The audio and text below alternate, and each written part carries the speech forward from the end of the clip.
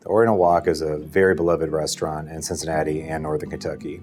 And part of my focus with this job is to highlight a lot of the restaurants that are sometimes overlooked because they've been around for a very long time. I think with a lot of restaurants, you go into them and you eat the food and you don't really know anything about the story behind it or the people behind it. And this was an opportunity for me to tell that story. My goal with this story was to sort of embed myself at the restaurant. I didn't want to just write about the food and what they offer on the menu.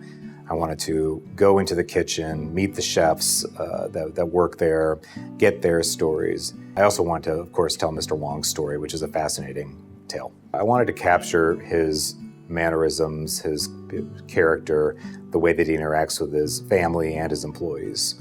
And I think that came through in the story. And that's mostly because I decided to spend a lot of time there. I was there about 3 days. I would go in before dinner service began, go into the kitchen and watch how they were preparing the foods. They also let me taste a lot of the food hot out of the oven, which is the best way to eat it. I spent more time at that restaurant than I have in any other restaurant that I've reported on because it was just so fascinating. The family, they're just such a great family, and they treated me like family, which was great.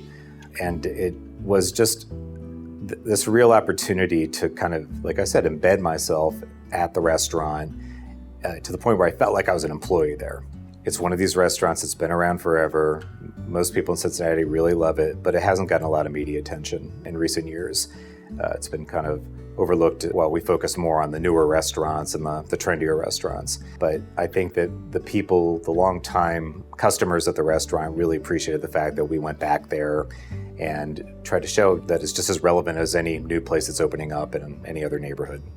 From a food angle, it's important that we have someone in Cincinnati covering our dining scene instead of, say, having someone from the outside parachuting in and creating a narrative for us about what's going on here. I think it's really important that we don't let other people tell our story, that we tell it ourselves.